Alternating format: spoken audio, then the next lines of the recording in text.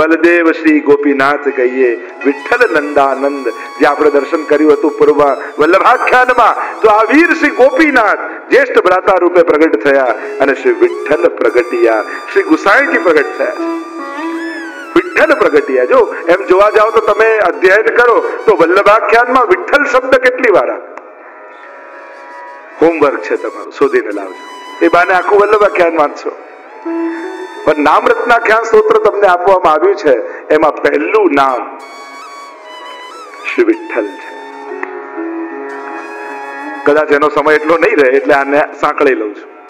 તો શ્રી વિઠ્ઠલ પહેલું નામ કહ્યું તો વિઠ્ઠલ શું? શ્રી વિઠ્ઠલ પ્રથમ નામ રત્નાખ્યાનમાં શ્રી રઘુનાથજી ઉચ્ચાર કર્યો છે. શ્રી વિઠ્ઠલ નામનો ભાવ બતાવ્યો. એક અર્થ તો કર્યો વિઠ્ઠલ, જે અજ્ઞાનના અંધકારમાંથી પ્રકાશ તરફ લઈ જાય એ વિઠ્ઠલ. લાપી અંધકારમાંથી પ્રકાશ તરફ લઈ જાય એ વિઠ્ઠલ. અને આધિ દૈવિક નામનું સ્વરૂપ બતાવતા કહ્યું કે આ શ્રી વિઠ્ઠલ નો અર્થ શ્રી એટલે લક્ષ્મી રૂપા સ્વામીજી, વિદ એટલે શ્રુતિ રૂપા જ્ઞાન રૂપા ચંદ્રાવલીજી, ઠ એટલે જે જ્ઞાન શૂન્ય એ કુમારિકાઓ જે લલિતાજી, અને લાતી અને જે અજ્ઞાની પણ સ્વીકારી લે એ શ્રી યમુનાજી. એમ કેવલ શ્રી વિઠ્ઠલ નામમાં ચારે યુથ બિરાજમાન છે. આ નામનું આધિ દૈવિક સ્વરૂપ. આપણે ત્યાં તો વાર્તા પ્રસંગમાં આવે ને કે પેલા એક સાવ ગામડાના અભણ બેન આવ્યા ગુસાઈજી પાસે, મારે નામ કંઠી લેવું. ગુસાઈજીએ કહ્યું, બોલ શ્રી કૃષ્ણ શરણમ મમ. અને પેલાની જીભ જ ન વળે, નીકળે જ નહીં મુખમાંથી. ફરી કહ્યું, બોલ શ્રી કૃષ્ણ શરણમ મમ. બોલી જ ન શકે. એટલે ગુસાઈજી કે તને મારું નામ આવડે છે? હા, એ આવડે. તો કે 3 વાર બોલી જાય, કંઠી પહેરાવી દીધી. તો આપનું નામ એ વિઠ્ઠલ સાક્ષાત પુરુષોત્તમ રૂપ છે, એ સાધારણ નથી. વિઠ્ઠલ નામના અનેક ભાવ આપણે ત્યાં આચાર્ય ચરણે બતાવ્યા. ગોપાલદાસજી વંદુ શ્રી વિઠ્ઠલ વર સુંદર નવ ઘનશ્યામ તમાલ, જગતી તલ ઉદ્ધાર કરવા પ્રગટ્યા પરમ દયાલ. ત્યાં નિસ્સાધન જનહિત કરવા શ્રીનાથ વિઠ્ઠલ આવી. એવા વિઠ્ઠલ શબ્દને ગોતી લાવજો વલ્લભાખ્યાનમાં. કેટલી વાર પ્રયોગ કરે ગોપાલદાસજી, અને વારે ઘડીએ વિઠ્ઠલ વિઠ્ઠલ વિઠ્ઠલ શબ્દનો પ્રયોગ કેમ થાય છે? તો આમ ચારે નામ બિરાજમાન છે. તો શ્રી વિઠ્ઠલ પ્રગટિયા અને આગળ વર્ણન કરતા કહ્યું, દ્રુત મધુ માંડવે. પંચામૃતની ભાવ છે ને આપણે ત્યાં. જો પ્રાગટ્ય પંચામૃત નથી, આ પંચામૃત ગણાવ્યું. પંચામૃતમાં કઈ કઈ વસ્તુ હોય? દૂધ, દહીં, ઘી, બુરું અને શહેદ. અને શેરડીએ વહેરે સુગંધ. અને શેરડીમાંથી સાકર બને ને, બુરો બને. એટલે શેરડીએ વહેરે સુગંધ, આ સુગંધે મોયા અલી કુલ આવ્યા. અને આ સુગંધ એવી પંચામૃતની જ્યારે પ્રભુ પધાર્યા છે, પંચામૃત વંટાઈ રહ્યા છે, પંચામૃતથી સ્નાન થઈ રહ્યા છે, અને એની દિવ્ય સુગંધ ચારે બાજુ થઈ રહી છે. તે જે તાજું કમળ ખીલે ને એવી સુગંધ કેવી ફેલાય, એટલે ભ્રમર ગોતતો ગોતતો આવી જાય. એમાં અલી કુલ આવ્યા. એક ભાવ તો અલી કુલ એટલે ભ્રમરો ભક્તો છે, અને મુખ કમલ ને જોઈ અને આ ભ્રમરો એટલે કે ભક્તો રૂપી ભ્રમરો આવીને ગુંજે છે. અલી કુલ આવ્યા છે, પણ ગાતા નથી કહે. ત્યાં તો કહે કે ભ્રમર કરે ગુંજાર.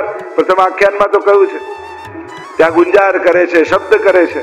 પણ અહીંયા તો આવી ગયા અને ચારે બાજુ ફરવા લાગ્યા. અને આ સુત માગજન આવ્યા અને વર્ણન કરતા ગોપાલદાસ કહે, ઉત્તમ કવિજનો આવ્યા, સુંદર ગીતો ગાવા લાગ્યા, બનાવીને સુંદર મંગલ ગાન કરવા લાગ્યા. માગધ એટલે ઢાડી યા ભાટચારણ, એ લોકો આવી ગયા. અને આપણે ત્યાં ઢાડી લીલા ઠાકોરજીના પ્રાગટ્યમાં ગવાય, આખી વંશાવલી ગવાય અને એમના દિવ્ય ચરિત્રોને ગાવામાં આવે. હા, અને આ રીતે શુદ્ધ માગધ સાધુ સર્વે મળ્યા, સાધુ આવ્યા અને મળ્યા તે માહો માય એટલા પ્રસન્ન થાય, એકબીજાને ભેટે છે, આનંદ કરે, વધાઈ છે, વધાઈ છે, વધાઈ. ચારે બાજુ આ એકબીજાને લોકો વધાઈ આપી રહ્યા છે. કોઈને કાંઈ જોઈતું નથી, એમના ચિત્તમાં એવો આનંદ છે. અને આનંદ સમાતો નથી એટલે અભિવ્યક્ત કરતા જાય, એકબીજાને ભેટતા જાય, મળતા જાય, વધાઈ આપતા જાય. અને આ ઉત્સાહ ભર્યા જે ઉત્સાહ છે ને પ્રાગટ્યનો, ઠાકોરજી પધાર્યા, પ્રભુ પ્રગટ થયા છે, એનો જે ઉમળકો છે કોને જાણે નહીં. અને એવા દહીં દૂધ ને ઉછળ્યા છે જેમ નંદ મહોત્સવમાં વડા શુદ્ધ ન પડે કો કાહુ કી નારી.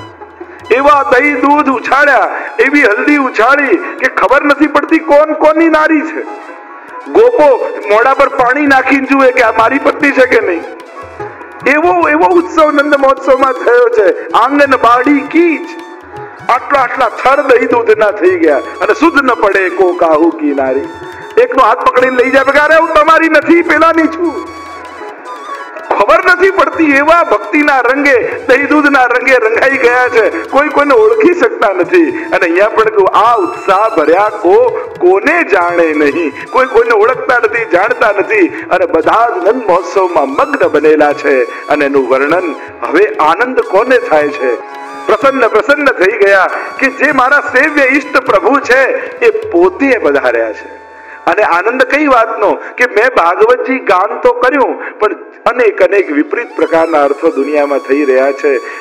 હું જે કહેવા માંગુ છું એ તો કોઈ કહેતું નથી. દુનિયામાં ગમે તેટલા વિદ્વાનો ભાગવતજીના અનેક પ્રકારના ભલે અર્થો કરે, પણ એ પોતાના બુદ્ધિનો પ્રભાવ બતાવે છે. સુખદેવજી જે કહેવા માંગે એ નથી કહેતા. એટલે ગમે તેટલા સારા દુનિયામાં કેવા બુદ્ધિમાન લોકો, કેટલા પ્રભાવી લોકો છે દુનિયામાં, તેજસ્વી લોકો છે, અને લોકો કે મારી બુદ્ધિ પ્રમાણે મને આ અર્થ લાગે છે, એટલે એને જ ચોખ્ખું કીધું આ અર્થ એની બુદ્ધિનો છે. લોકો શું કહે, મારી બુદ્ધિ પ્રમાણે મને આ લાગે એટલે આ અર્થ એની બુદ્ધિનો. જે સુખદેવજી અર્થ કહેવા માંગે છે એ એને નથી જાણ્યો. અને સુખદેવજીને એ ખેદ છે કે હજી ભાગવતજીના શુદ્ધ અર્થો ક્યારે પ્રગટ થશે. પણ જ્યારે આ સુખદેવ સબળ આનંદિયા અને વંદિયા શ્રી વલ્લભજીના ચરણ, કહ્યું કે અરે આપના ચરણારવિંદમાં વંદન કરું છું. આપે તો ભાગવત સુધાર સમત કે અપનો પંથ જતાયો. ભાગવતજીનું મંથન કરી જે નવનીત નીકળ્યું એ પુષ્ટિ માર્ગ રૂપે સર્વને આપ્યું છે. અને સુબોધની આદિમાં અનેક અર્થો કર્યા. હવે ગુસાઈજી એના પર ટિપ્પણી આદિ લખી અને એના ગૂઢ અર્થોને લોકોને સમજાવશે. કારણ કે કહેવાય સુબોધિની પણ છે દુર્બોધિની. સરળમાં સમજે તદુક્તમ અપી દુર્બોધમ. સ્વયં ગુસાઈજીએ જ કહ્યું છે કે આપે કહ્યું એ તો બધું દુર્બોધ છે, પણ સુબોધમ સાધ્યતા તથા, પણ એ સુબોધ થાય એના માટે આ સર્વોત્તમ છે. અને એટલા માટે વંદન કરે છે મહાપ્રભુજીને. કેમ? આ ગિરિધરણ શ્રી ભાગવત મારું નિરક્ષ, કે જેની ગાથા મેં ભાગવતજીમાં ગાઈ છે. હવે તમે કોઈની બાયોગ્રાફી લખી હોય અને જેની લખી હોય એ વાંચવા પુસ્તક ખરીદે યા લે અને એ વાંચે, તમને કેવો આનંદ થાય કે જેના વિશે મેં લખ્યું એ પોતાની જીવન એમાં વાંચે છે. તો સુખદેવજી આનંદિત એટલા માટે થઈ રહ્યા છે કે જે પ્રભુની ગાથા મેં લખી, હવે એ જ પ્રભુ મારા ભાગવતજીને વાંચશે. મેં જે ભાગવતજી મારા મુખ દ્વારા પ્રગટ થયું એનું ગાન કરશે. એટલે આપણે ત્યાં પ્રસંગ આવે છે જયારે એકવાર યુગલ ગીતની એવી કથા, સુંદર કથા ગુસાઈજીએ કહી અને ગોવિંદ સ્વામી આવતા હતા અને ત્યારે જયારે ગોકુલનાથજી મળ્યા કે આજ કોણ સી કથા, કે આ તો એસી અદભુત કથા हुई. તો કહું કે પોતાની કથા જયારે પોતે કરવા પ્રભુ બેઠા હોય તો પછી બાકી શું રહે. તો આ તો ભાગવત મારું નિરક્ષ છે. સુખદેવજીને કેટલો આનંદ થાય. કલ્પદ્રુમ પ્રગટ્યો આજ, આ કાજ મન વાંછિત પૂરવા.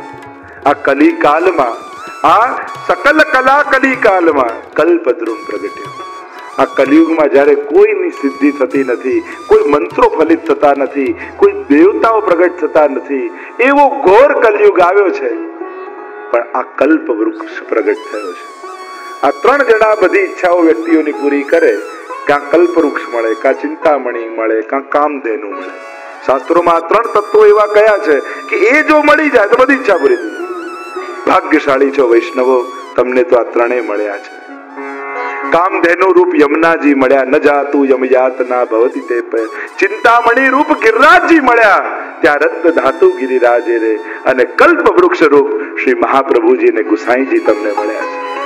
ખાલી આપણને તો મનોરથો કરતા નથી આવડતું, બાકી તો આ કલ્પ નેક જો બેઠો છાય, ક્ષણવાર પણ બેસે તો એની સઘળી મનોકામનાઓ પૂર્ણ કરી. એવો આ કલ્પ વૃક્ષ પ્રગટ થયો છે. એટલે કહું સકલ કલા કલિકાલમાં કલ્પદ્રુમ પ્રગટ્યો આજ. આ કાજ મન વાંછિત પૂરવા, મનના સઘળા મનોરથો પૂરા કરવા માટે. દૈવી જીવોના મનમાં જે મનોરથો હતા એ ગુસાઈજીનું સ્મરણ માત્ર કરવાથી એ સઘળા મનોરથો પૂરા થઈ જાય છે. આ કૃષ્ણ ભટ્ટાદીની વાર્તામાં જો એમને થયું જ્યારે સેવા તો પ્રભુની મળી, પણ થયું કે વ્રજ ભક્તો સહિત પ્રભુની લીલાના દર્શન કરવા છે. ગુસાઈજીને વિનંતી કરી, શ્રીનાથજીને વિનંતી કરી કે પ્રભુ આપની સેવા તો કરું છું, પણ સકલ વ્રજ ભક્તો સહિત આપના લીલા કરતા દર્શન કરવા છે. શ્રીનાથજી કહે તારો અધિકાર નથી. અને જયારે શ્રીનાથજી આમ કહ્યું એટલે મનમાં ખેદ રહેવા લાગ્યો, મારા મનમાં મનોરથ છે ને ક્યારે પૂરો થશે? ઉદાસ રહેવા લાગ્યા. ગુસાઈજીની દ્રષ્ટિ પડી, આમ ઉદાસ કેમ છે? દાસ ક્યારે ઉદાસ ન હોય, એ તો પ્રસન્ન હોય. ઠાકોરજી મનોરથ પૂરો નથી કરતા. શું મનોરથ છે તમારો? શ્રીનાથજીને વિનંતી કરું છું કે આપના વ્રજ ભક્તો સહિત લીલા કરતા દર્શન કરવા છે. હા તો શ્રીનાથજી બાબા શું કહે છે? શ્રીનાથજી કહે છે કે તારો અધિકાર નથી, એટલે ઉદાસ છું. ગુસાઈજી કહે શ્રીનાથજી તો બાળક છે, ચાલ મારી સાથે. હાથ પકડીને લઈ ગયા. એ તો બાળક છે, બોલે ચલ. મારો હાથ પકડીને લઈ ગયા વૃંદાવનમાં. ઘણી ઝાડીઓ હતી અને કહ્યું આને ખસેડ. જ્યાં ખસેડી ત્યાં સુંદર સૈયા ઉપર ઠાકોરજી પડ્યા છે.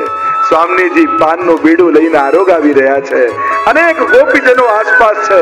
કોઈ પંખો કરે છે, કોઈ ચમર કરે છે, અને અનેક લીલા પરિકર સહિત કૃષ્ણ ભટ્ટને દર્શન ગુસાઈજીએ કરાવે.